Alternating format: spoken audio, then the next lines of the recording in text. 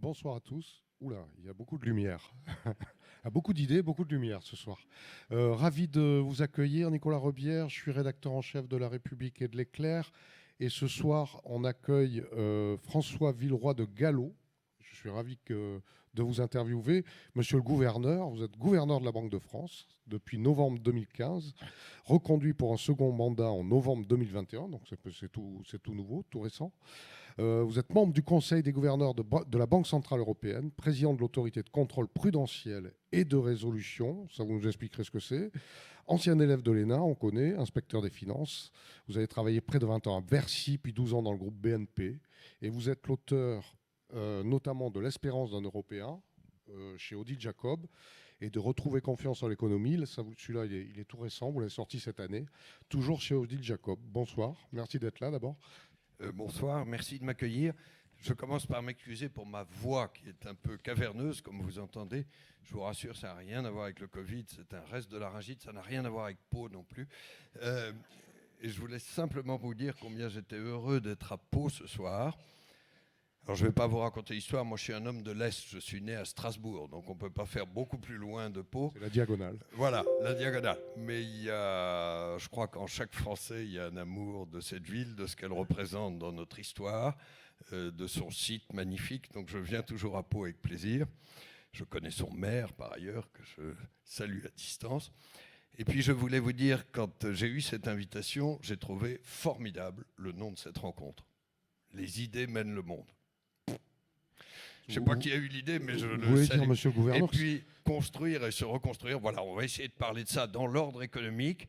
Et puis, je vais essayer de partager avec vous que l'économie, c'est important, ça, on est tous d'accord, mais ce n'est pas forcément ennuyeux. On va essayer de faire ça ensemble. Alors, vous allez nous la rendre passionnante, j'en suis sûr. La première question qu'on a envie de vous poser, en tout cas moi, quand on m'a dit tu vas interviewer le gouverneur de la Banque de France, c'est quoi un gouverneur de la Banque de France alors qu'il n'y a plus de francs, finalement? Certes, vous avez les clés du coffre, alors ça vous le dites dans votre livre, qui garde les 2430 tonnes d'or du pays, quand même. Je ne sais pas si vous les avez amenées, mais vous dites dans votre dernier livre qu'elle ne joue plus aucun rôle économique. Alors ça, c'est intéressant aussi. Moi, je croyais qu'on avait une certaine garantie avec ces... alors, c'est quoi vos missions? C'est quoi un gouverneur de la Banque de France? Oui, alors ça fait beaucoup de questions en une, mais je vais essayer de rester court. D'abord, ce titre de gouverneur qui fait toujours un peu étrange. Il y a d'autres pays où ça s'appelle président. Mais gouverneur, c'est un titre qui vient de l'anglais, parce que la première banque centrale qui a été créée, c'était à la fin du XVIIe siècle, c'était la Banque d'Angleterre, et les dirigeants s'appelaient governors. Et quand ensuite la Banque de France a été créée, alors là, c'est un point de notre histoire, elle a été créée en 1800 par Bonaparte. Voilà, les dirigeants ont repris ce titre de la Banque d'Angleterre. Il y a beaucoup de pays, y compris les États-Unis, où ça s'appelle gouverneur. Il y a d'autres pays où ça s'appelle président. L'important, c'est la mission. Alors la question ensuite, c'est pourquoi est-ce qu'il y a encore une Banque de France alors qu'il y a l'euro et qu'il y a la Banque centrale européenne? C'est une question qu'on me pose assez souvent. La réponse est très simple, en fait. C'est que l'euro repose sur un système fédéral. Il y a une banque centrale européenne installée à Francfort, mais qui comporte relativement peu de gens, qui au passage est présidée par une Française, Christine Lagarde. Et puis il y a 19 banques centrales nationales dans chacun des 19 pays de l'euro qui sont chargées de faire vivre le système. Quitte à vous surprendre, par exemple à Francfort, il y a une deuxième banque centrale, c'est la Bundesbank allemande, et qui est chargée, comme nous le sommes pour la France, d'analyser tout ce qui se passe dans l'économie française ou allemande, de préparer les décisions que nous prenons ensemble. Je siège tous les 15 jours à ce qu'on appelle le Conseil des gouverneurs de la Banque centrale européenne. Donc c'est une décision collégiale sous la présidence de Christine Lagarde. Et ensuite, l'exécution est complètement décentralisée. Et là, on va arriver sur les missions de la Banque de France. Je les résume quelquefois avec 3 S. Il y a la stratégie monétaire, c'est d'appliquer toutes les décisions sur l'euro. Ça va des taux d'intérêt, des marchés financiers, jusqu'à quelque chose de très concret, comme l'impression des billets de banque. Ensuite, il y a ce qu'on appelle la stabilité financière, c'est-à-dire la surveillance des banques et des compagnies d'assurance. Au passage, c'est ça la fameuse ACPR dont vous avez parlé tout à l'heure. Alors, je sais qu'elle n'est pas très connue. ACPR, ça veut dire Autorité de contrôle prudentiel et de résolution. Ça ne vous avance pas beaucoup plus. Autrefois, ça s'appelait la commission bancaire et on y a rajouté les assurances. Vous voyez que c'est une mission très, très importante depuis la crise financière de 2009. Et le troisième S, c'est les services à l'économie et à la société. Et ça, nous l'exerçons à travers le réseau qui est présent dans l'ensemble du territoire. J'y tiens énormément. Énormément. Il y a une succursale de la Banque de France à Pau. Oui, voilà. Il y a un directeur de la Banque de France qui est Frédéric Cabarou. Il est là. Voilà. J'étais à Tarbes cet après-midi. Il y a un directeur de la Banque de France à Tarbes. Et ça, c'est une extraordinaire légitimité de l'euro. Je suis persuadé que si l'euro était seulement piloté depuis Francfort, très très loin de la réalité du terrain, uniquement en anglais, il n'aurait pas du tout la légitimité et la qualité qu'il a aujourd'hui. Voilà très rapidement. Sur l'or, je vous confirme, 2436 tonnes. J'ai une bonne nouvelle pour vous et une mauvaise. La bonne nouvelle, c'est que vous en êtes propriétaire, effectivement. Enfin, nous en sommes propriétaires collectivement. Et ça n'a plus de fonction économique, mais ça sert à garantir la qualité de l'euro et de la signature de la France. Bon, la mauvaise nouvelle, c'est qu'on ne peut pas le visiter, parce que c'est extrêmement protégé, à 28 mètres sous terre. Voilà, nous veillons jalousement sur votre fortune collective. Donc la bonne nouvelle, c'est qu'on est propriétaire, mais la mauvaise, on ne peut pas les voir. C'est ça. C'est comme ça que vous restez propriétaire, parce qu'imaginez si tout le monde venait voir, oui. On les aurait perdus depuis effectivement. longtemps. Est-ce que je peux demander si éventuellement on peut avoir de l'eau ? Parce que ça aidera... Un des métiers du banquier central, c'est de procurer des liquidités. Mais oui, voilà, un peu de liquidité pour monsieur le gouverneur. Alors, peut-être que je me trompe. On n'a pas forcément l'habitude d'entendre un gouverneur de la Banque de France. Or, vous prenez la parole assez régulièrement. Évidemment, ce soir, vous étiez au GIECO, par exemple, à Lyon. Et puis surtout, vous sortez un livre en 2021, je ne sais pas exactement quel mois d'ailleurs, Redonner confiance en l'économie. Alors pourquoi ce titre ? Est-ce qu'on avait à ce point besoin de redonner confiance ? Bon, d'abord, pourquoi m'exprimer ? Il n'y a pas que moi qui parle à la Banque de France.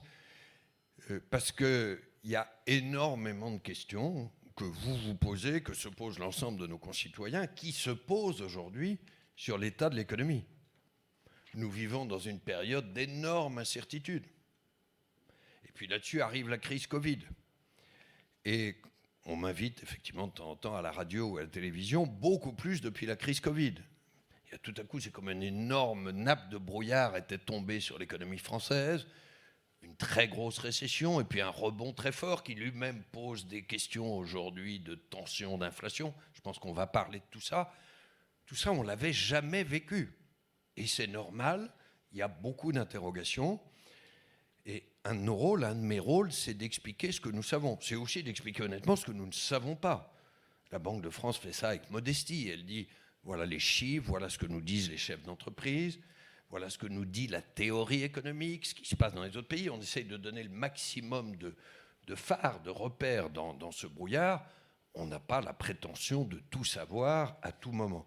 Mais je crois que partager ces informations économiques que nous avons, c'est pour moi un de nos premiers devoirs. Je vais vous citer un exemple très concret. Je disais que j'étais cet après-midi à Tarbes. Alors je m'excuse d'avoir passé l'après-midi à Tarbes et pas à Pau, mais j'étais déjà venu à Pau rencontrer les chefs d'entreprise des Pyrénées. Voilà. Mais on a passé 1h30 à discuter avec les chefs d'entreprise sur leurs difficultés dans leur secteur. Et puis j'ai dit par rapport à ça, voilà, chacun de vous donne sa photographie. moi, je vous donne un peu l'image d'ensemble aujourd'hui de l'économie française et comparée au reste de l'économie européenne. Je pense que ce type de dialogue est extrêmement utile. Nous, ça nous aide à améliorer l'image d'ensemble. J'espère que ça a aidé chacun des chefs d'entreprise qui étaient là, qui s'est dit, bon, moi, mes conditions de course à moi, c'est ça, mais les vents dominants, c'est cela, et j'ai une petite idée de ce qui va se passer après. Donc je considère que cette mission d'information, elle est essentielle.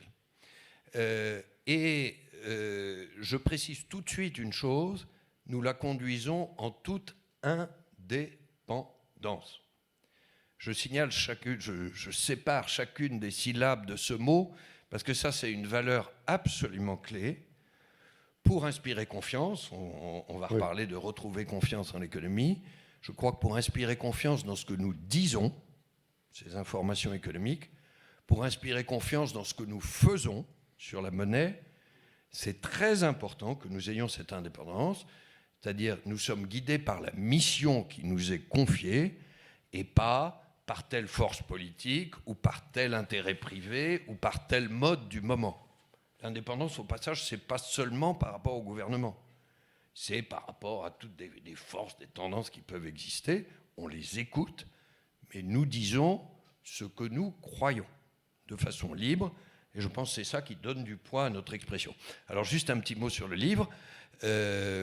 Effectivement, je l'ai publié au début de cette année 2021, un peu à partir de ces informations réunies par la Banque de France, d'interventions que j'avais pu faire, mais on a beaucoup actualisé les choses, et puis on a essayé de rendre ces données au maximum accessibles.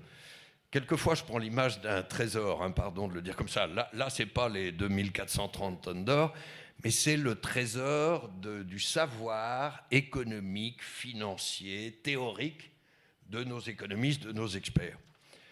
Et croyez-moi, il y a des milliers de personnes qui travaillent à la Banque de France, ils ne sont pas tous experts, mais c'est un vrai trésor intellectuel. Une fois de temps en temps, je leur dis, écoutez, ça serait bien que ce trésor soit le plus accessible au grand public. C'est normal, ils écrivent dans une langue un peu spécialisée, de temps en temps il y a des équations qui traînent, etc. Bon, et de dire comment est-ce qu'on peut rendre ce trésor intelligible. Voilà, c'est ça que j'ai un peu essayé de faire avec le livre, puis il y a d'autres formes d'expression, mais donner des repères économiques face à beaucoup de questions que vous avez, et dans un monde de grande incertitude, ça c'est très très important. Alors vous parliez de brouillard tout à l'heure. Est-ce que dans tous les indicateurs, et le journaliste de local que je suis connaît, puisque tous les ans, les directeurs de Banque de France dans les départements donnent des indicateurs. En général, vous avez parmi les meilleurs indicateurs économiques. Merci. Voilà, c'est ça. Merci. Non, mais c'est vrai. Par contre, on n'a jamais vérifié un an plus tard si les prédictions étaient vraies. Là, je ne vous remercie pas, mais je vous laisse terminer. Non. Parmi ce brouillard, dans ce brouillard, est-ce que vous voyez des indicateurs positifs ? Est-ce que vous avez quelques indicateurs qui vont dans le sens d'un optimisme ? D'abord, cette reprise, ce rebond de l'économie, finalement plus fort que ce qui avait été imaginé.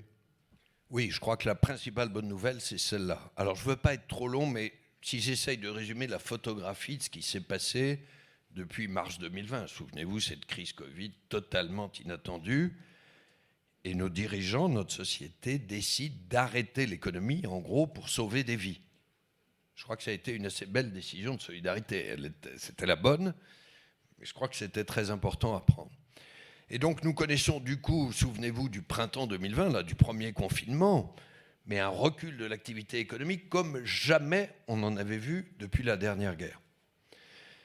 Et quand vous regardez sur l'ensemble de l'année 2020, je vais raisonner en évolution globale de l'activité, ce qu'on appelle la croissance ou la décroissance. En 2020, ça donne un recul de moins 8% de l'activité, ce qu'on n'avait jamais vu depuis 70 ans. Et souvenez-vous, on se demandait comment ça allait se terminer. Et puis, il y a eu un rebond extrêmement fort. En France, en Europe, dans le monde, y compris aux États-Unis, la France avait plongé un peu plus que les autres au printemps 2020, parce que notre premier confinement avait été très sévère, mais elle a rebondi plus que les autres.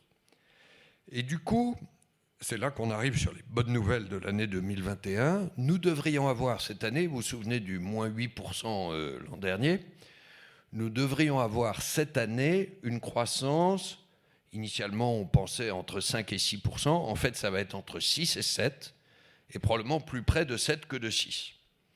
Et on a cessé d'être surpris en bien par effectivement l'évolution de l'économie. Ça, c'est une bonne nouvelle. Je crois qu'elle résulte du fait que tout le monde a fait le maximum, hein, les entreprises, les salariés qui ont continué en télétravail, tout ça n'était pas facile, mais aussi les pouvoirs publics et le gouvernement. J'ai dit qu'on était indépendant des gouvernements, je vais le dire très librement, je crois que la réaction de soutien qui a été mise en place par les autorités françaises, comme d'ailleurs dans la plupart des autres pays européens, aux États-Unis, mais particulièrement en France, a été la bonne. On craignait une masse de chômage. En fait, on a un chômage aujourd'hui qui est un peu inférieur après Covid.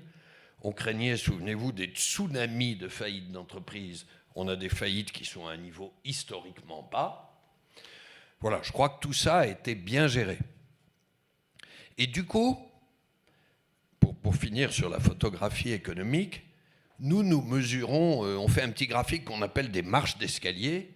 Mois par mois, on a regardé, compté que le niveau 100, c'était le niveau pré-Covid, en février 2020. Et mois par mois, on a regardé où on en était. Alors, en avril 2020, au pire du premier confinement, on a plongé à 70, 30% de recul. Et puis, on a remonté très vite. Et en fait, on a redépassé le 100 depuis septembre dernier, plus tôt qu'on ne pensait. On pensait qu'on y arriverait l'année prochaine ou à la fin de cette année. On a redépassé le 100.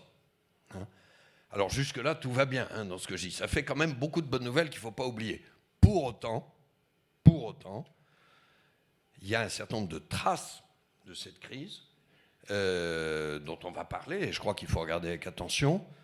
Évidemment, il y a beaucoup plus de dette publique qu'avant, parce que tous ces mécanismes de soutien aux entreprises, aux salariés à travers le chômage partiel, etc., ça a coûté beaucoup. Je crois qu'il fallait le faire, mais ça a coûté. Et puis, il y a surtout une trace qu'on voit aujourd'hui beaucoup à court terme, et s'il y a des chefs d'entreprise parmi vous, je pense qu'ils rencontrent cette difficulté, c'est les difficultés d'approvisionnement. C'est-à-dire quand il y a une reprise comme ça extrêmement forte, l'appareil de production ne repart pas aussi vite que l'économie, et donc il y a des goulets d'étranglement, ça prend du temps pour avoir des semi-conducteurs, certains matériaux. Et puis nous, on le voit tous comme citoyens, c'est aussi le prix de l'énergie qui a beaucoup monté, les prix à la pompe, etc. Donc on va parler, je pense, de tout ça. Je pense que c'est des difficultés temporaires. Honnêtement, je pense que je préfère infiniment que l'économie française soit dans la situation où elle est aujourd'hui, c'est-à-dire une reprise presque trop forte, que celle où on était il y a 1 an et demi. Souvenez-vous, on aurait eu cette rencontre sur les idées mènent le monde en avril ou mai 2020, on n'aurait pas été très fiers. On ne savait pas très bien où on allait. Est-ce qu'il y avait une fin à tout ça? Il y a eu une fin, il y a eu un rebond, mais maintenant, il y a les difficultés de la reprise. Alors François Villeroy de Galhau, vous en avez parlé, il y a ce nuage qui arrive, certains l'agitent déjà.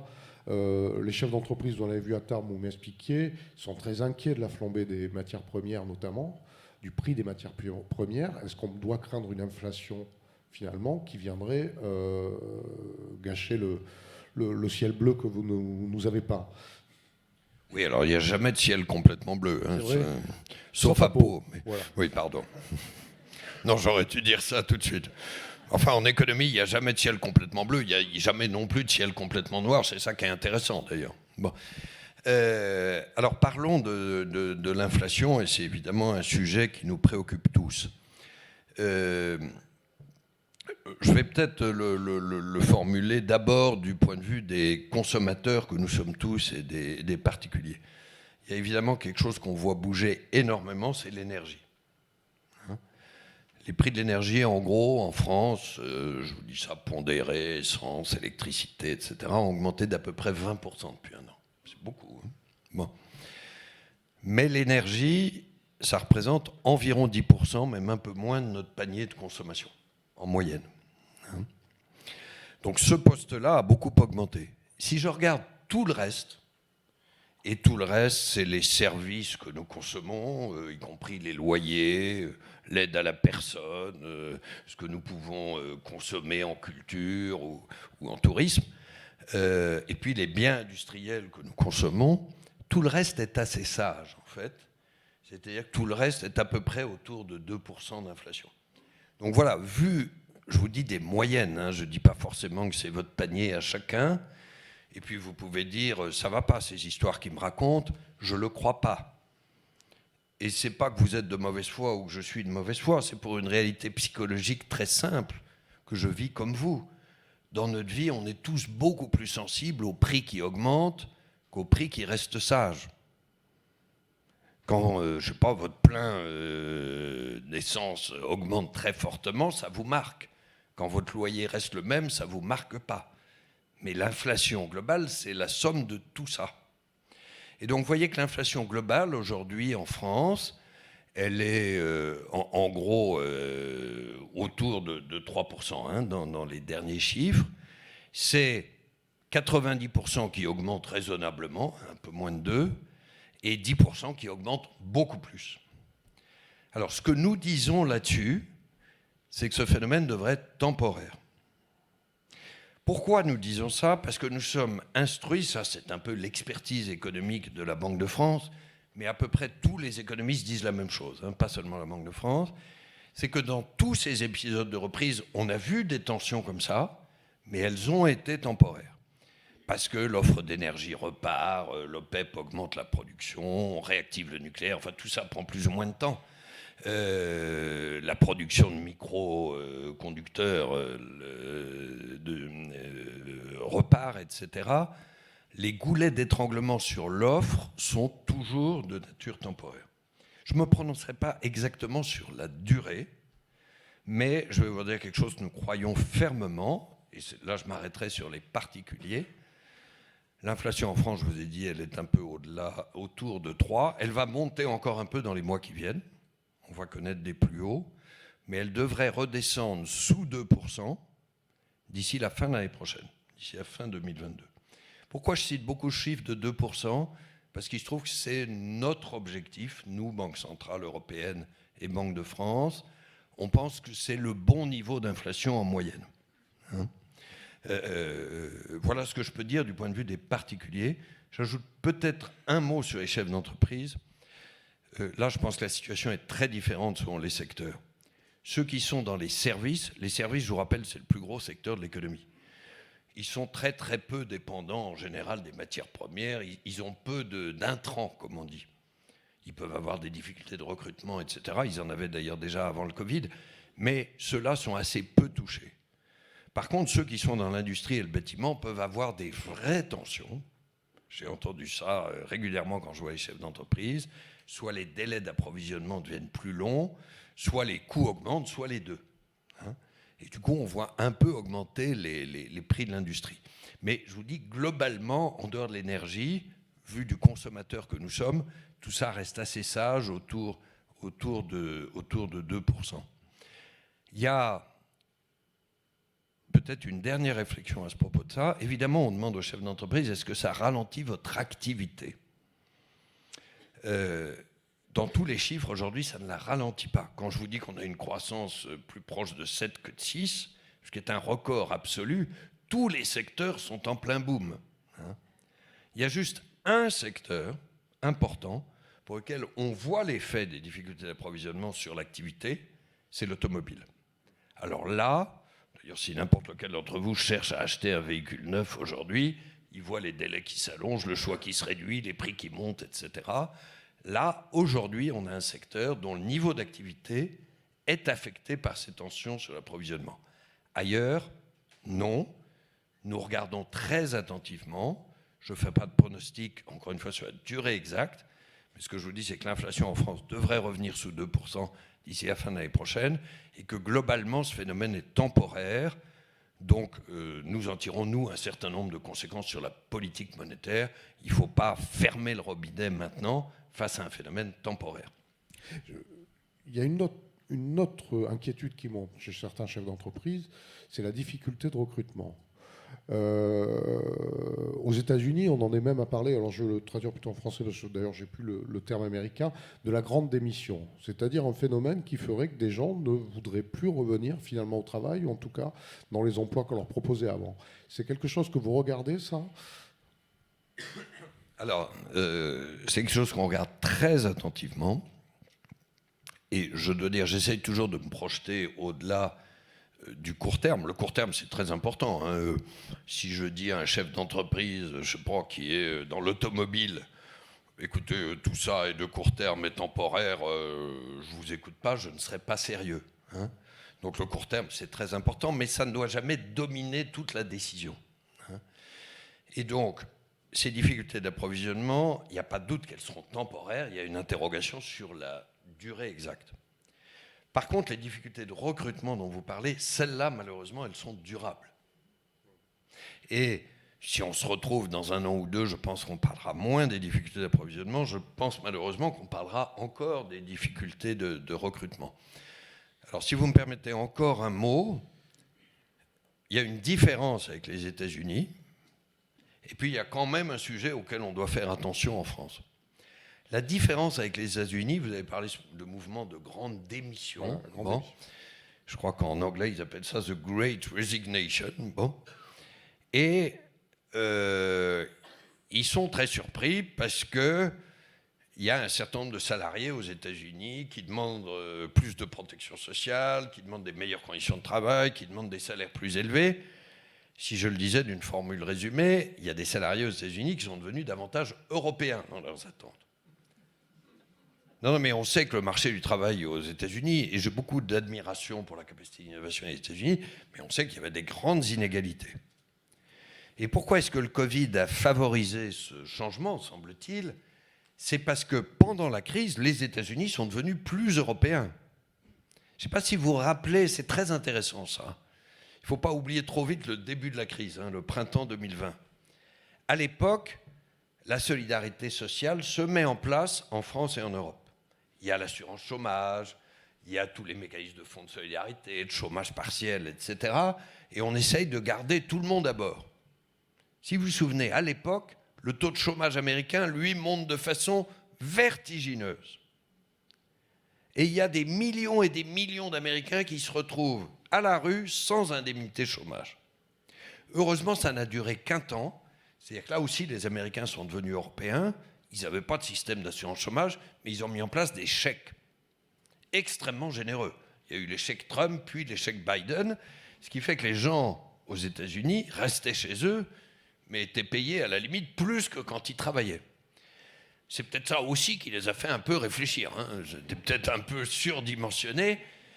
Donc il y a une part juste dans le mouvement américain, parce que je pense que ça corrige des inégalités, et il y a une part sans doute qui tient à l'excès de ces chèques. Bon, voilà pour les États-Unis. Mais je ne déduirai pas du fait que les Américains deviennent plus européens le fait que nous, on a changé. Ce serait un peu paradoxal. Hein. Donc je suis assez prudent sur ceux qui disent ce mouvement de grande démission, il va traverser l'Atlantique, il va arriver en France, le rapport au travail va beaucoup changer. Regardez d'ailleurs le télétravail, on est plus loin physiquement de son entreprise, donc on est moins engagé. Je dis avec modestie, je ne sais pas. Je suis sûr qu'il se passe quelque chose aux États-Unis, je suis beaucoup moins sûr qu'il se passe quelque chose en Europe. Pour autant, il y a des manques. Il y a des manques dans certains c'est là que secteurs. j'arrive. Ça, c'est sur la remarque américaine. Ouais. J'arrive sur la remarque française. Alors, pour autant, il y a des manques. Et tout ce que je viens de dire ne veut pas dire du tout qu'il faut qu'on avance les yeux fermés. Il y a la moitié des entreprises qui nous disent à nous, Banque de France, qu'elles ont des difficultés de recrutement. La moitié des entreprises. Alors que je vous rappelle, nous avons encore 8% de chômeurs, 3 millions de chômeurs. C'est un paradoxe inacceptable. Je vais faire un peu d'économie comparée, parce que dans ce livre, sur Retrouver confiance dans l'économie, à chaque fois, on essaie de comparer ce qui se passe dans les autres pays. Là, la situation de la France est assez singulière. Vous avez pas mal de pays où il y a des difficultés de recrutement aujourd'hui. L'Allemagne, la Grande-Bretagne, les États-Unis, bien sûr. Mais tous ces pays sont au plein emploi. Ils ont un taux de chômage autour de 5% ou moins. Vous avez des pays qui ont un chômage élevé. Malheureusement, l'Italie et l'Espagne plus élevés encore que la France. mais ceux-là ont beaucoup moins de difficultés de recrutement. Nous, on est à peu près le seul pays en situation intermédiaire, mais là, ce n'est pas une situation intermédiaire favorable, où nous avons à la fois beaucoup de chômeurs et beaucoup d'emplois vacants. Ça ne peut pas durer comme ça. C'est socialement inacceptable, parce que ça, vraiment, ça crée de l'inégalité, du manque de cohésion, etc., beaucoup de souffrance. Et puis, économiquement, ça veut dire qu'on n'est pas au rythme de croissance qu'on devrait. Si, pour l'instant, la croissance, ça va très bien à cause de cette reprise, mais une fois que la reprise sera exceptionnelle, sera terminée, on risque de se retrouver avec une croissance assez médiocre, comme celle qu'on avait avant le Covid, autour de 1,2-1,3% par an. Et donc, je crois que ce problème-là, qu'on a appelé des difficultés de recrutement, est le problème durable de l'économie française. D'ailleurs, souvenez-vous, on l'avait à peu près dans les mêmes proportions avant le Covid. Le principal frein au développement des entreprises, à la croissance, à la hausse des revenus, c'était ça. Et ça renvoie à plein de choses. Oui, je le détaille un peu plus dans le livre. Vous avez peur que je sois trop long, alors je vais être très court. Non, c'est pas ça. Mais je dis juste le menu. Ça renvoie évidemment à des problèmes de formation et d'apprentissage. Assez souvent, les entreprises cherchent les compétences qui ne sont pas chez les jeunes au chômage. Ça renvoie à des problèmes d'emploi des jeunes et des seniors. On en a beaucoup moins en France que chez nos voisins. Et puis, ça renvoie à des problèmes d'attractivité du travail. Alors, juste un mot sur l'attractivité du travail. La période électorale commence dans notre pays. Le gouverneur de la Banque de France ne prend surtout pas parti dans le débat pour tel ou tel, parce que l'indépendance fait partie de ça. Mais regardez la façon dont le débat sur l'attractivité du travail va se profiler. Parce que tout ce débat existe, bien sûr. Mais en gros, je ne vais pas nommer telle ou telle sensibilité, mais vous la situerez. Il y a une sensibilité qui dit, mais si on veut rendre le travail plus attractif, il faut augmenter les salaires, massivement, partout. Et puis il y a une autre sensibilité qui dit, mais si on veut rendre le travail plus attractif, il faut arrêter d'indemniser le chômage à niveau aussi élevé. Bon, ça va, vous situez à peu près qui... Oui, là, on a vu. Bon. Et alors donc, qui a raison? Les deux. Ça nous aide pas, je vais préciser ce que je veux dire. Ce n'est pas du tout une espèce de motion de synthèse simple. Pourquoi je dis les deux? Parce que alors là, j'ai une grande crainte, c'est que chacun arrive avec son remède magique, là, on se le tape sur la tête et on ne fait aucun progrès sur aucun des deux fronts. Ni salaire, ni assurance chômage. Pourquoi je dis les deux? Parce qu'il y a des secteurs où il faut augmenter les salaires. Je crois qu'il y a une négociation en cours, là, vous avez peut-être vu, sur hébergement, restauration, c'est pas moi à dire à quel niveau, mais là, c'est pas un problème de compétences et de formation. C'est pas un problème de déficit d'apprentis, etc. C'est visiblement un problème d'attractivité salariale. Et puis, de l'autre côté, il y a quand même un sujet d'assurance chômage. Et quand vous discutez avec des chefs d'entreprise, je ne crois pas toujours les chefs d'entreprise les yeux fermés. Quelquefois, ils sont un peu râleurs, etc. Enfin, ils vous décrivent de temps en temps des jeunes qui arrivent, qui sont pleins de bonne volonté, qui font feu et flamme pendant un mois, et puis au bout d'un mois, sortent leur smartphone et disent « Ah ben, j'ai regardé mes droits, je reviens dans 3 mois. » quoi. Bon, ça, c'est pas possible. C'est pas possible. Donc je pense que la réforme de l'assurance chômage qui a été faite va dans le bon sens, mais ça ne peut pas être la seule solution. Voilà, je crois beaucoup sur ce problème dont vous parlez, et qui est encore une fois le problème durable de l'économie française. Je crois beaucoup au « et » des remèdes. C'est tout bête ce que je dis, mais ça c'est un des grands messages de ce livre. Additionnons les remèdes plutôt que de les opposer. Parce qu'on a le génie dans le débat public, puis on est doué pour les débats et la polémique. Chacun arrive avec son remède magique et du coup on ne fait rien. Voilà, il vaut mieux additionner les différents outils de cette boîte dont je viens de parler, y compris formation, apprentissage, etc., plutôt que de se mettre les clés à molette sur la tête. Alors, il y a eu de grandes additions ces derniers mois. C'est les additions qui ont conduit à une dette publique record. Ça aussi, c'est un débat peut-être pas si émergent pour l'instant, mais qui existe autour de cette dette. Vous nous donnerez les chiffres, je ne les ai plus en tête. Mais bon, voilà, on a les 60%, on les a largement dépassés. De toute façon, on les avait dépassés, mais là, on a dépassé les 100%. Et ça, depuis 2020, il a bien fallu, c'est le coût du quoi qu'il en coûte. Les économistes orthodoxes, vous direz qu'il faudra rembourser la dette. Et pourtant, on commence à entendre certains hétérodoxes, mais aussi des politiques, dire mais pourquoi faudrait rembourser la dette? Comment vous voyez, vous, comment... Première question, c'est cette dette, est-ce qu'elle est supportable à vos yeux? Et la deuxième, c'est est-ce que c'est les orthodoxes ou les hétérodoxes qui ont raison? Et là aussi, vous allez me demander de répondre en 2 minutes. Non, mais, non. D'abord si les voulez, chiffres. alors, D'abord les chiffres. Ouais, ouais. Si je regarde la dette publique française, alors on la rapporte toujours à la taille de notre économie, au PIB. Avant la crise Covid, fin 2019, c'était presque 100%, 98-99, et aujourd'hui c'est 115. Donc effectivement, on a passé les 100%. Le problème là-dessus, c'est pas tellement les 15 supplémentaires, je crois qu'il fallait le faire. Et croyez-moi, c'est assez rare qu'un gouverneur de la Banque de France dise qu'il fallait faire des dépenses supplémentaires et de la dette supplémentaire, mais je crois que c'était la réponse de solidarité justifiée à la crise Covid, ce qu'on disait tout à l'heure. Le problème, c'est les 99 pré-Covid. On n'a pas su profiter des meilleures années économiques pour se désendetter. Parce que je rappelle le chiffre allemand pré-Covid, c'était pas 99, c'était 60. Alors qu'on était au même niveau il y a 10 ans. Simplement, dans les 10 années pré-Covid, qui n'ont pas été si mauvaises sur le plan économique, l'Allemagne a été un peu fourmi et a profité des bonnes années pour reconstituer son grenier, et nous, on a été très cigales.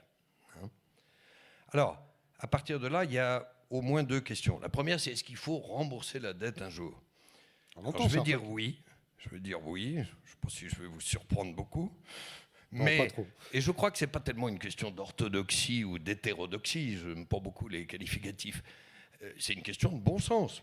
C'est une question de confiance. Je vais prendre un exemple ultra simple. Imaginons, madame, c'est vous qui êtes au premier rang, vous m'avez prêté 100 €. Je vous remercie beaucoup. Et un jour, je vous dis, non, madame, je ne vous rembourserai pas les 100 €. Alors, d'abord, vous allez le trouver assez mauvais, probablement. Et puis, vous allez en tirer immédiatement une conséquence, c'est que vous ne me prêterez plus jamais d'argent. Bon. Alors, si vous ne me prêtez plus d'argent, ce n'est pas forcément très grave dans notre relation, mais si... Enfin, je serais désolé de vous avoir fait de la peine. Mais c'est très grave pour la France. Parce que si les prêteurs ne prêtent plus à la France, nous avons besoin d'emprunter toutes les semaines. Donc on a besoin de maintenir la confiance de nos prêteurs. Je vous épargne un débat un peu technique, on y viendra s'il y a des questions de la salle, qui est est-ce que c'est différent pour la part de la dette qui est détenue par la Banque centrale? Est-ce que celle-là, on peut l'annuler? La réponse, c'est non aussi, mais je ne veux pas être trop long, ça consisterait à faire un trou dans la caisse de la Banque de France qui vous appartient à tous. Donc vous gagnez l'annulation de la dette, mais vous perdez le trou dans la caisse, donc in fine, on n'a rien gagné.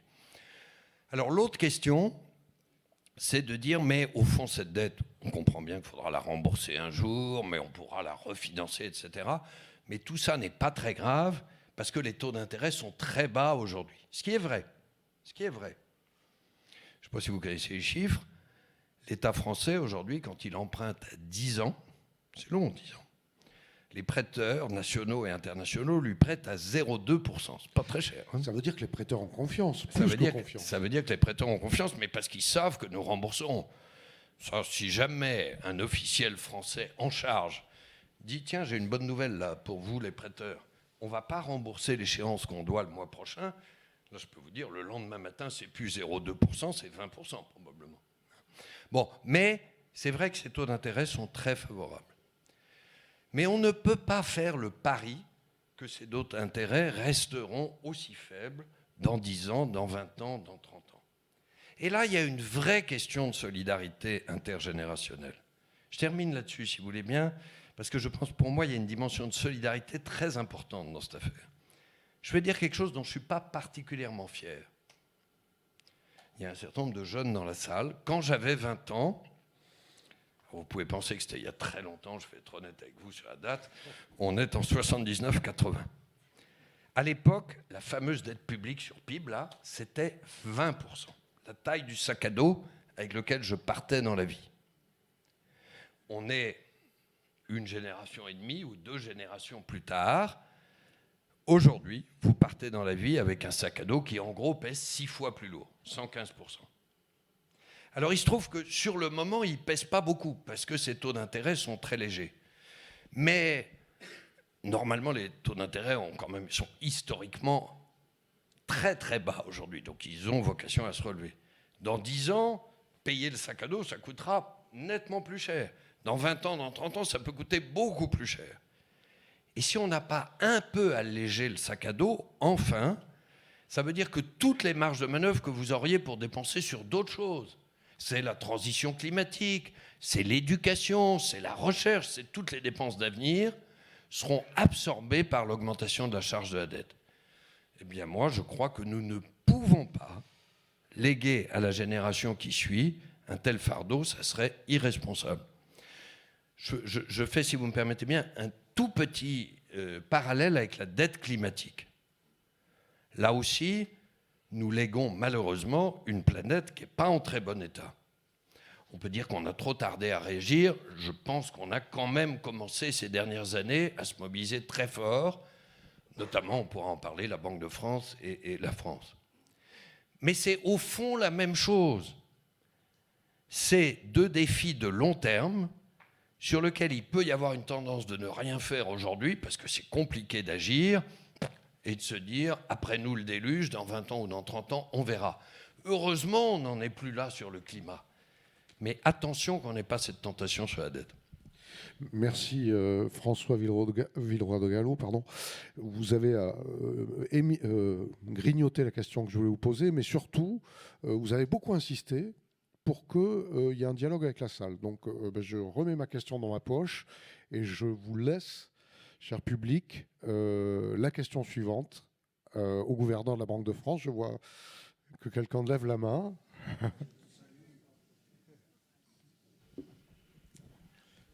Deux mots. On ne l'a pas fait exprès, hein. Je crois pas. Deux mots. Un mot pour saluer François Villeroy de Galhau. Nous sommes amis depuis quelques décennies, donc je suis très heureux qu'il ait accepté de répondre à notre invitation. Je voudrais faire une toute petite nuance, mais il sait bien laquelle, sur sa dernière affirmation.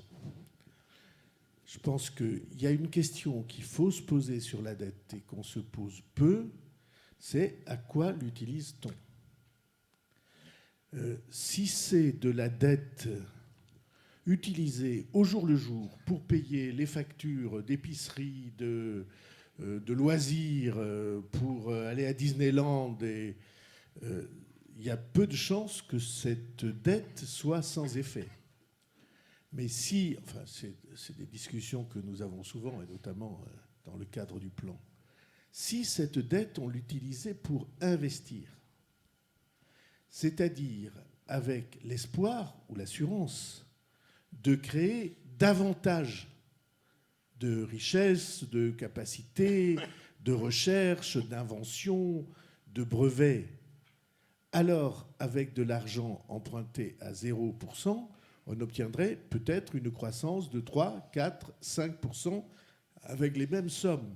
Et ça fait toute la différence. Le problème, mais François le sait bien parce que ça fait en temps que nous avons discuté de ça, la difficulté ou le problème moral que dans notre pays nous avons rencontré, c'est qu'on s'est servi de la dette pour les dépenses courantes et pas pour investir. Et quand je regarde la décision que le gouvernement américain vient de prendre, qui est à peu près pas très éloignée en ordre de grandeur, puisque c'est 6 fois plus que nous, donc, de ce que nous pourrions faire, alors je me dis que très probablement il y a une réflexion démocratique à avoir sur cette question. Est-ce qu'on emprunte pour investir et pour que notre pays soit plus performant, soit plus sur la crête de la vague, si on peut récupérer toutes les défaites qu'on a rencontrées sur la totalité du commerce extérieur, alors probablement la dette, on ne la verrait pas de la même manière que comme une charge dans le sac à dos. Voilà, c'est ma petite nuance avec François Villeroy de Galhau. C'est d'ailleurs pas une nuance parce qu'il pense la même chose que moi, mais au moins il va avoir l'occasion de le dire. La question la plus longue qui soit. Bon, d'abord, je salue respectueusement et amicalement votre mère, parce qu'effectivement, nous nous connaissons depuis longtemps et je l'admire depuis longtemps. Parmi ses nombreuses qualités, il y a son prénom sur lequel je me permets d'appeler votre attention. Mais, pas pensé. Et je suis d'accord évidemment avec ce qu'il vient de dire. Alors, toute la difficulté est comment arriver à décliner ça. Parce qu'il y a de la bonne dette et de la mauvaise dette.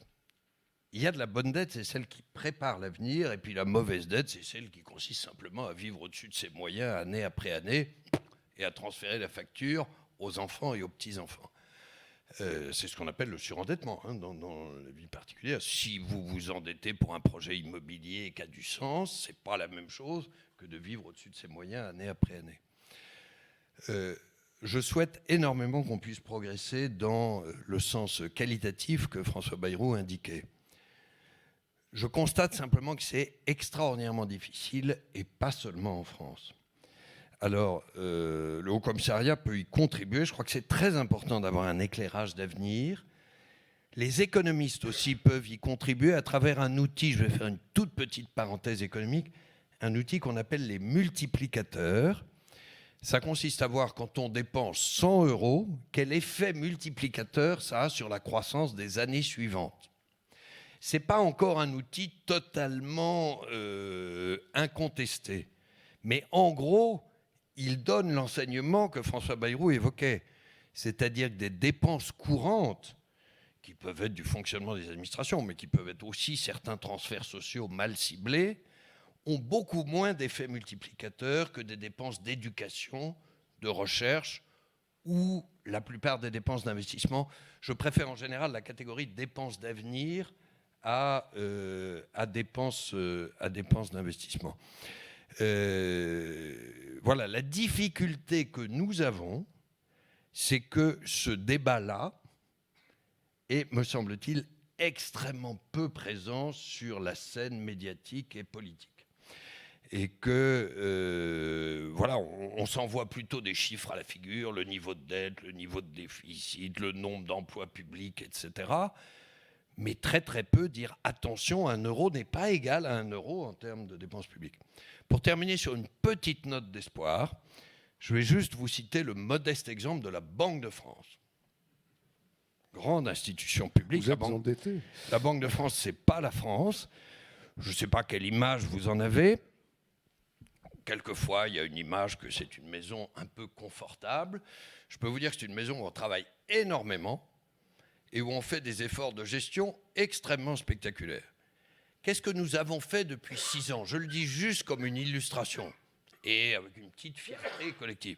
Pourquoi je vous dis 6 ans? 6 ans que j'ai l'honneur de diriger cette maison. Ce que nous avons fait collectivement avec les directeurs qui sont là, avec les équipes, et ça a été très difficile, ça a été au fur et à mesure des départs en retraite, de réduire les effectifs et de réduire les dépenses de fonctionnement. Et nous l'avons fait sans diminuer aucun des services, au contraire.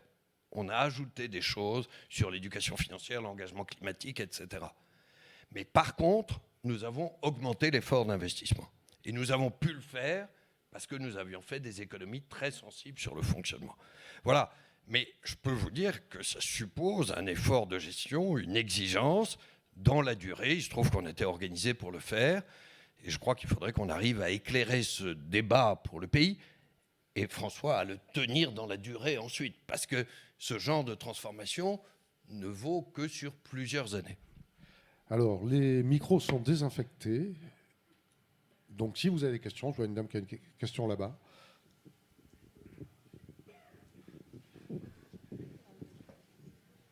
Bonsoir. Je vais continuer sur la dette. Je voudrais vous demander qui détient la dette de la France et quelle est la capacité de ses créanciers à éventuellement faire pression sur des décisions politiques du pays. Alors, c'est une bonne question. J'espère ne pas vous dire de bêtises sur les proportions, mais Prenez ça comme des ordres de grandeur. S'il y a des journalistes dans la salle, ne reproduisez pas les chiffres, si vous voulez bien. Au pourcent près, je vais vous donner des ordres de grandeur, mais on vous fera passer. En gros, au jour d'aujourd'hui, ce n'était pas forcément le cas il y a quelques années, il y a une grosse minorité d'investisseurs non résidents. Quand je vous dis une grosse minorité, ça doit être entre 40 et 45%. Alors, c'est des Européens, des Américains, des Asiatiques, etc. C'est souvent des fonds de pension, des acteurs collectifs. Bon. Et puis, il y a donc une majorité d'investisseurs plutôt français qui sont en général assez peu des investisseurs individuels. Je pense que très peu d'entre vous détiennent ce qu'on appelle des OAT, obligations du Trésor. Mais par contre, beaucoup d'entre vous détiennent de l'assurance vie. Et quand vous détenez de l'assurance vie, c'est le premier investisseur en dette française de loin. Alors, parmi les investisseurs français, il se trouve qu'il y en a un peu particulier, c'est la Banque de France. Je fais une toute petite parenthèse sur la politique monétaire. Dans le cadre d'une politique monétaire de soutien de l'activité qu'on a dû mettre en place après la crise financière précédente, on a racheté des titres publics pour abaisser les taux d'intérêt et pour soutenir l'activité. Et donc, sur les, je dirais, autour de 55% français, comptez qu'il y a un peu plus de 20% qui est détenu par la Banque de France, une petite partie par la BCE. Voilà. C'est là-dessus que quelquefois on dit mais vous avez qu'à annuler. Si on annule, on constate le trou. Donc on est ramené au problème précédent. Mais votre question était un peu différente sur le type de pression. Bon. D'abord, alors ça c'est ma conviction républicaine, citoyenne très forte, je n'aimerais pas une situation où la politique de mon pays est décidée par des investisseurs privés, français ou non français. Je crois qu'elle doit être décidée par notre débat démocratique. Alors on n'en est pas là pour répondre honnêtement à votre question. Je crois qu'aujourd'hui il reste une confiance dans la signature de la France, on parlait du 0,2%, parce que la France fait partie des pays qui, depuis 2 siècles, ont toujours payé leurs dettes. Il n'y en a pas énormément, mais la France fait partie. Souvenez-vous, les emprunts russes, l'Argentine, le Liban, voilà, tous ces pays qui ont fait défaut l'ont payé très très cher sur le taux d'intérêt. Mais la France fait partie des pays qui ont toujours payé leurs dettes. Je ne crois pas qu'on puisse dire honnêtement qu'il y ait... Alors périodiquement, on annonce attention, les investisseurs vont perdre confiance. Aujourd'hui, il y a cette confiance. Mais ça ne veut pas dire que ça ne peut pas arriver. Je vais prendre un pays assez voisin de nous qui est l'Italie. L'Italie aujourd'hui va bien parce qu'il y a un effet Draghi. Et Mario Draghi, qui est l'ancien président de la Banque Centrale Européenne, voilà, a donné un cours de réforme, inspire confiance. Mais il y a eu dans des gouvernements précédents, et c'est arrivé en 2011, c'est arrivé encore en 2018, il y a eu des vrais épisodes de défiance. Et là, on a vu une situation très désagréable pour l'Italie, et que moi, encore une fois, je ne souhaite pas pour mon pays, c'est qu'il a fallu avoir des changements politiques assez rapides pour retrouver la confiance. Bon, ça, c'est contraint et forcé. Je souhaite vraiment qu'on n'en arrive pas là. Je vois d'autres questions, des doigts qui se lèvent.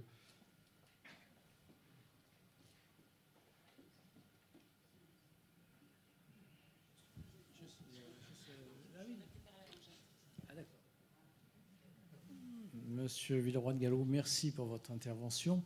Je voudrais avoir votre sentiment sur cette entreprise qui s'appelle la Nuit du bien commun, qui est à l'initiative de quelques investisseurs qui, au cours d'une nuit, sollicitent des startups pour présenter leurs projets afin de se faire financer pour développer leurs projets. Est-ce que la Banque de France a suivi cette initiative? Est-ce qu'on pourrait envisager une évolution de ce genre de projet? Alors je vais être honnête avec vous, je ne connais pas assez l'initiative pour me prononcer. Je trouve juste qu'elle a un beau titre, La Nuit du bien commun, donc ça c'est un préjugé favorable. Et puis l'idée qu'on va financer des start-up pour contribuer à l'innovation, à la création d'emplois en France, ça me paraît une bonne chose. Ça ne veut pas dire nécessairement que la Banque de France doit aller financer, parce que nous, notre rôle n'est pas de financer les entreprises. Mais voilà, pour le reste, comme j'ai l'impression que vous la connaissez mieux que moi, vous m'envoyez, si vous voulez bien, les détails, puis on va regarder. Je n'y manquerai pas. Je crois que des gens... Oui, il y avait d'autres... Oui, là-bas. Monsieur. Attendez. Non, on va juste le micro. Oui, bonjour. En tant que gouverneur de la Banque de France, j'imagine bien que vous attachez de l'importance au PIB et à la croissance. Mais que pensez-vous de critères qui prendraient en compte la qualité de vie ? Oui, ça c'est une question très importante et qu'on me pose souvent. Alors je vais essayer, pardon, d'être très rapide parce que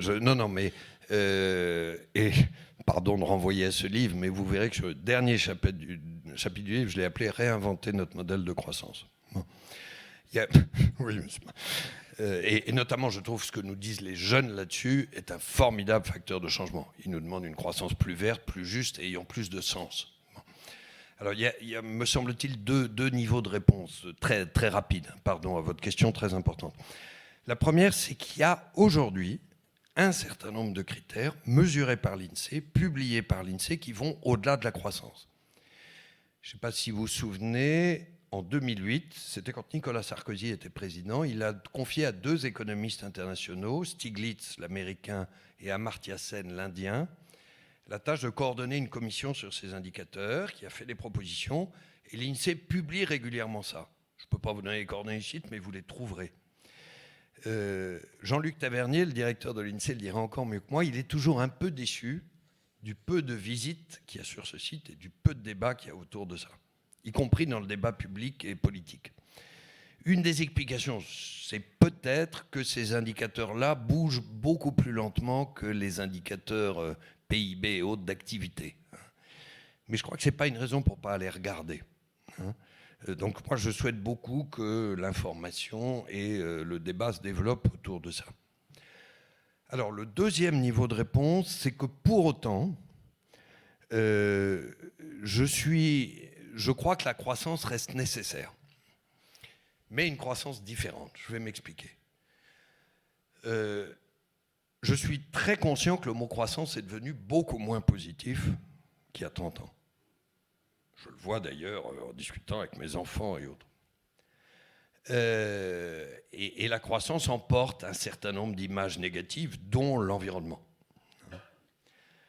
Les 2 choses que je voudrais dire par rapport à ça, c'est que je ne crois pas, je le dis très honnêtement, que la décroissance soit un remède. Je pense que la décroissance, c'est extrêmement douloureux. Ça creuse les inégalités, ça augmente le chômage, ça diminue les moyens que nous avons pour financer la transition énergétique, ça augmente la dette, etc. Donc la décroissance, c'est très douloureux et c'est très dur socialement. Je ne crois pas à cette solution. Par contre, je pense qu'on est appelé à une croissance différente. Et si je dois développer 3 dimensions, mais là je me permets de renvoyer un peu au dernier chapitre, mais très rapidement, une croissance évidemment plus verte. Nous devons faire la transition climatique. Ce n'est plus une question de conviction personnelle, d'émotion, etc. C'est un devoir absolu, scientifique, économique, de solidarité. Ça ne va pas être simple. Ça ne va pas être simple. Il ne faut pas qu'on se raconte d'histoire. On l'a vu dans le débat sur les Gilets jaunes. Il y a des solutions. Mais ça peut aussi être créateur d'innovation et d'emploi. Voilà un domaine au passage où l'Europe est plutôt en avance. L'Europe est en retard sur la transition numérique. L'Europe est en avance sur la transition écologique. Donc ça, déjà une croissance plus verte. Deuxièmement, une croissance plus juste. C'est peut-être le domaine où je vais me permettre d'aller au-delà de la neutralité d'un gouverneur. Je crois profondément au modèle social européen, qui est un modèle de solidarité, de services publics forts, d'éducation, de moindres, évidemment de sécurité sociale, de moindres inégalités après redistribution. Je n'ai jamais aimé le discours un peu à la mode, il y a 10 ou 20 ans, consistant à dire c'est fini tout ça, place au modèle libéral. Enfin, de toute façon, je n'aime pas trop les expressions en termes de modèle. Je crois que si la crise Covid a montré quelque chose, c'est qu'avoir une société solidaire, c'est très important, y compris pour l'efficacité économique. Quand je disais, je ne sais pas si vous avez noté tout à l'heure, que les Américains étaient devenus plus européens, ce n'était pas une boutade. Et regardez, le maire parlait tout à l'heure du paquet Biden. Regardez ce que fait Biden. Ça ressemble à des choses qu'on connaît bien, y compris les infrastructures. Bon. Donc une croissance plus juste. Alors quelquefois on me dit mais ça va pas ton truc, c'est pas compatible, faut choisir. Soit la croissance, soit la solidarité. Je ne crois pas du tout à ça. Regardez en Europe, les économies les plus efficaces en termes de croissance, de création d'emplois, d'innovation, c'est les économies du nord de l'Europe. Spotify, c'est pas né en France, c'est né en Suède. Adyen, qui est la grande start-up des paiements, c'est pas né au Portugal, c'est né aux Pays-Bas. Bon, voilà des sociétés solidaires, exemples du modèle social européen, et qui savent innover, créer, croître. Et puis, il y a une troisième composante d'une croissance différente, c'est du sens. Le pourquoi, la finalité. J'ai travaillé en entreprise privée, je suis revenu dans le service public, je ne veux pas idéaliser le service public, mais je crois tout à fait au profit et à l'économie de marché. Je pense que c'est des instruments d'efficacité. Mais ça ne peut pas être la dernière fin d'une société. Hein ? Donc, et particulièrement les jeunes, là, nous activent. Quand ils viennent travailler, y compris dans une boîte privée, ils disent quel est le sens de ce que vous faites, quelle est l'utilité de la mission. Et on peut parfaitement être dans une boîte privée et avoir une mission très utile. Mais là, il faut être conduit un peu différemment. Et là aussi, ce n'est pas du tout incompatible avec l'efficacité. Voilà, je m'arrête là, mais je pourrais être beaucoup plus long sur votre bonne question. Merci François Villeroy de Gallo. Vous êtes arrivé pile poil à la fin de l'entretien, de ce qu'on avait prévu. Vous faites quoi en avril 2022 ? À vous entendre comme ça, je me pose... Moi, c'est assez simple. Parce que il se trouve que... Alors, je vais vous raconter un tout petit peu ma vie. Pour garantir l'indépendance, le gouverneur de la Banque de France est nommé avec un mandat de 6 ans.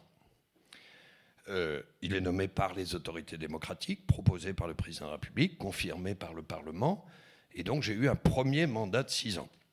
Il a expiré fin octobre, il y a 3 semaines. Et l'actuel président de la République m'a fait l'honneur de me reproposer. Ce n'est pas lui qui m'avait proposé la première fois, si vous avez compté à peu près. Bon, je suis assez sensible au fait d'avoir été proposé par 2 présidents de la République élus démocratiquement. Et le Parlement m'a reconfirmé. Donc j'ai un nouveau mandat de 6 ans. Donc en avril 2022, je serai au tout début du mandat de 6 ans. Et croyez-moi, ça suffit avec les 9500 hommes et femmes de la Banque de France qui sont engagés à fond, ça suffit à occuper un homme. Mais on va essayer de bien servir toutes ces causes, y compris la cause climatique. On en a moins parlé, mais la finance verte ne peut pas tout régler sur le climat. Je mets en garde sur cette illusion. Mais par contre, les banques centrales, la finance verte peut contribuer, compter sur nous pour faire tout ce qu'on pourra faire là-dessus. Merci beaucoup, merci à vous d'être venus.